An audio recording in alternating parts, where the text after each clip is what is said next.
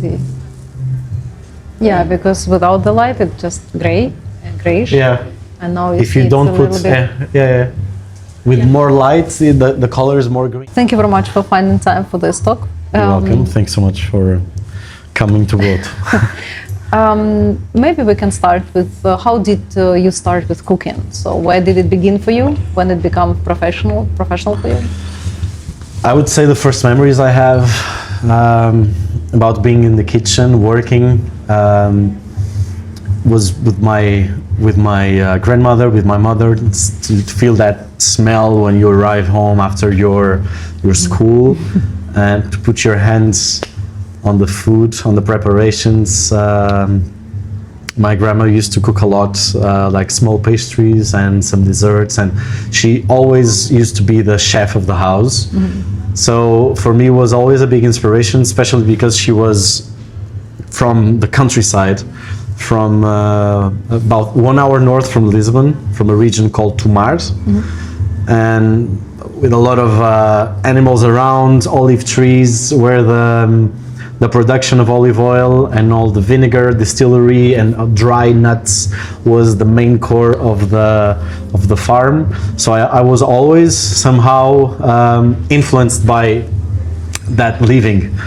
And when I was 16, I took a moment and I felt something that gave me more than just a nice feeling of commitment, was something that I could give to others. And I think it's a bit the sense of hospitality, is to transform something in order to give pleasure to someone, to take care of that person, and to, send her back to life again with something new and pleasant. And that's where I felt I might be searching for something related to food, because it was something that I did since I was a kid. And I think that was my call. was on that period with 15, 16 years old. And then I took a degree in, I moved from Porto to Lisbon to take my degree in culinary arts. And from that moment on, I've decided to do some small internships with some chefs.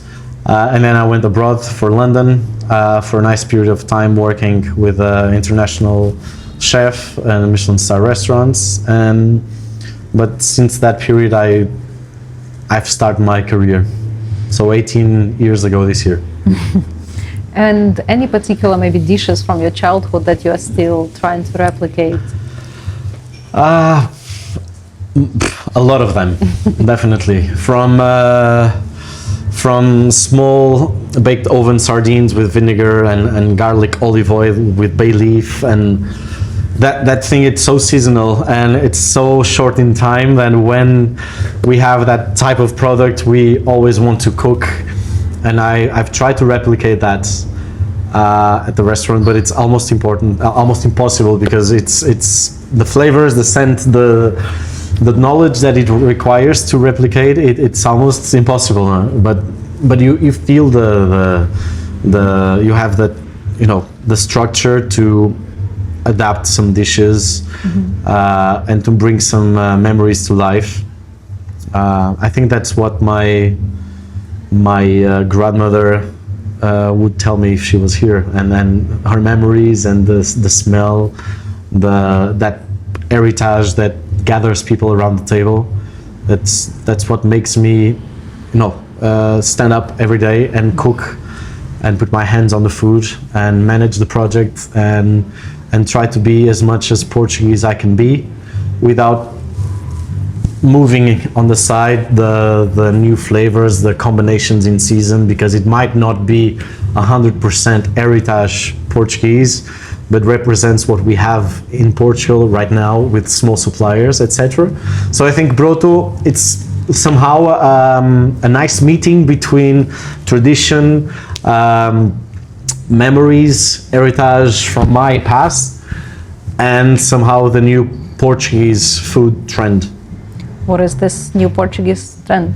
I think it's bringing more small suppliers to life, the products in season, combinations that make sense with those products, without losing the simple way of cooking that it's so Portuguese, so us, so natural on us. And how, I mean, so the fundamentals of your cooking, are those traditional Portuguese recipes, or like, okay, emotional aspect of it, you know, bringing from the childhood, it's kind of your personal experience, but then adding all those kind of new trends, new modern angles. So what is it about? Is it about techniques? Is it about mixing something that hasn't been yet mixed, or? Well, I think first of all we need to respect the tradition. You know, the old book of Portuguese gastronomy, what it's been doing for what our memory and records show us. I think that we should really respect. We might transform a little bit, but when you taste the feijoada, it must taste like feijoada.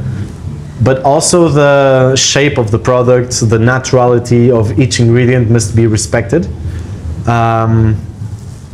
And that should be the center of the plate. I think technique can only appear when you need to enhance something, reshape something, but needs to bring more reliability and more flavor and more complexity. Otherwise, technique, it doesn't make too much sense. So it's something that we really focus ourselves on. It's to bring the most natural flavor to life. And then we shape with new techniques, more easy and fastest way to produce without losing the time and the pace that we need to achieve that profile of taste. And I think it's an amazing foundation to be part of this country, of this cultural heritage. I'm feeling proud every day to be Portuguese and to have this giant cookbook that surrounds us all, I would say. Even for a foreigner to cook in Portugal, you would love to take the best product in season, even if it's just a simple barnacle, a percebe. You just cook it in nice salty water with some coriander, garlic, peppercorn, bay leaf, but that's it. For about 1 minute, and that's it. That's the product speak for itself. There's nothing to do more than that. Well, but you can adapt recipes. You can have that stew with chickpeas and use the barnacles instead of codfish or instead of meat. So I think Portuguese food, it's super vast. You can adapt a lot of things because you have a very distinct profile of taste.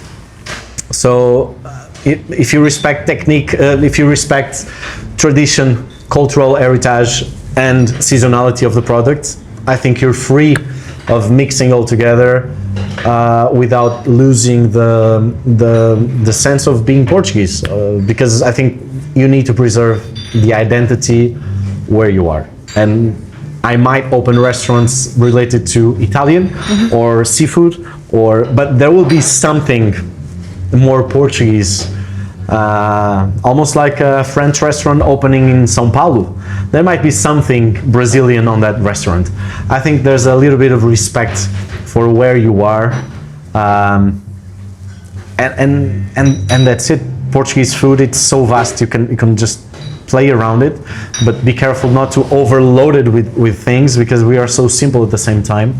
Sometimes you just need a nice broth made with the best fish or seafood, some coriander and garlic, and you know exactly that's Portuguese going on.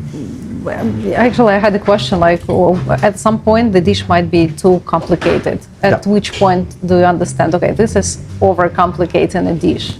You need to step back and starting again from the scratch. But I mean, you try it, and of course, what you signals you that it's too complicated? Somehow you feel that it's not grandmother's house there. Even on the refinest Michelin star restaurants in Portugal, you may find as Casa de Chá, Belcanto, Yetman. There's so many. There's a lot of Portuguese scent and tastes on those dishes, and that's the best tribute we can give to our heritage. It's to understand exactly how far can we take this dish without losing the root. But of course, in Broto, I think it's a little bit different. We want a nice balance between modern way to present food, but traditional technique and traditional cooking method, long time cooking, or extremely fresh cooking with the nicest ingredients we find in season, and bind it together. It become a nice mix for us as a restaurant, and I would say it's been working very well. And even for the team, I think it's interesting to have the kids around the kitchen without only focus themselves on extremely high technique recipes. So sometimes it's just good to have the best clove of garlic, the best olive oil, a nice fresh ingredients, and prep it on the same day and the best way possible. I think it's the best way to showcase our Portuguese gastronomy. What makes a dish belong to Broto? So when it's a dish that, well, you can try here. It fits, yeah. I think when it combines all these, and despite we think that we feel that we are still on the process, we've just opened half a year ago, but it's daily the recipes we try, the products that we get from innumerable suppliers. There's something about any dish that we put on the menu, we must say this belongs to this house. It's exactly this that we want here, that it makes sense here. We want nice product, traditional method of cooking, but very nice presentation. I think it respects and enhance the product a little bit, and also matches the decoration of the space and the type of service that we give here. It's relaxed. It's not as refined as a Michelin star restaurant, but it's refined at the point that the guests feel that all the food and the drink, it's served properly, with respect, with love, and the most humble and hospitality way of us being Portuguese. I think each restaurant finds their own path each time they put new dishes on the menu, and they try new menus around the year. And I think that's it. We need to taste a lot. We need to try different ways of present the food. Nice grill starts with nice charcoal. Nice meat starts with a nice supplier, an honest supplier. And we are still processing some of that. It takes a lot of time to build something unique and with strong identity. But we believe on that identity. We believe we don't want just to do recipes, because there's a lot of things that you can put here, but some things will not work properly. So it's about testing and somehow feeling that mystic side of the kitchen, that you taste, you feel the surrounding, and you think, no, this is it. This is the way we should present it. What's important for you in terms of the menu? Shall there be more contrast? Shall there be more harmony? So when you are putting all those dishes into one menu? I'm a massive fan of fish, seafood, and especially greens. I'm a big fan of greens, all the vegetables and fruits. And there's something that you always find on my menu, on Broto's menu, on each project I will be in. It's a more density definitely of fish, seafood, and greens rather than meat. I love meat, but I honestly prefer find an honest supplier that can give us consistency throughout the year, and then when it's game season, we can work with venison, with pigeon, with partridge, with wild boar, which is so traditional in Portugal as well. and I prefer focused ourselves on that seasonality rather than have like 5 or 6 varieties of meat, from duck to chicken to pork and cow. We only have 2 now, and I think that mixed, that balance throughout the menu gives you more possibilities of choice, definitely. And now that's menu engineering. That's understand what the guests want, what the guests expect from you, but also defend the concept of the restaurant and believe on that, because otherwise you'll lose identity, and that's the most important thing at the restaurant. It's to feel that somehow it has identity and has a flow. And I think most of the restaurants right now struggling for the same, which is that lack of identity. It's quite easy to do what others are doing, because every day you check on Instagram or Gronda or all those media, I would say, platforms, and it's easy to feel in love with those. Wow, it's a nice presentation, let's do something about that. And the hard way is to shape yourself into your own personality in terms of space, and that's the most tricky part, and that's why maybe some restaurants take more than others. But I think you cannot just, give up. You need to focus yourself on that, not just refine because you want to make it more tight or more organized. No, you want to refine because it will showcase the product in a different level. Otherwise, you just do a nice sausage, homemade with a nice sauce, and that's it. And that's really what we try to do here at Broto. Elegant food, but in a very rustic way, in a very traditional way of doing things, and you feel that when you put the food in the mouth. That's the most important thing for us. If we talk about your cooking style, can we say it's still evolving, or it's like recognizable and refined already? I don't think I'm the best person to answer that. But yes, I fell in love with food since I was a kid. I constantly fall in love. I like to cook, from an amazing pizza to a easy chickpea stew with codfish. That's the next course we're going to put on the menu. And I mean, I'm evolving as a cook, and you bring your team to that. And we, as Broto, in half a year, we've changed a lot. We start much more, tight and delicate, and because somehow it's the natural part of when you start with a nice organization, then the food tend to be as sharp, but it doesn't need to be like that. The most important thing is what we've talked about. It's the supplier, the ingredient, the respect for that, and the guests who want to sit at your table every day. That's the guests that make your restaurant working. So you always want to bring something for them as well. And here at Broto, without tasting menu, we only serve tasting menus for small groups or larger groups, depend on the party, but we just work with a la carte. So it gives us a nice, flexibility in terms of seasonality and size of dishes and portions you want to put on the table.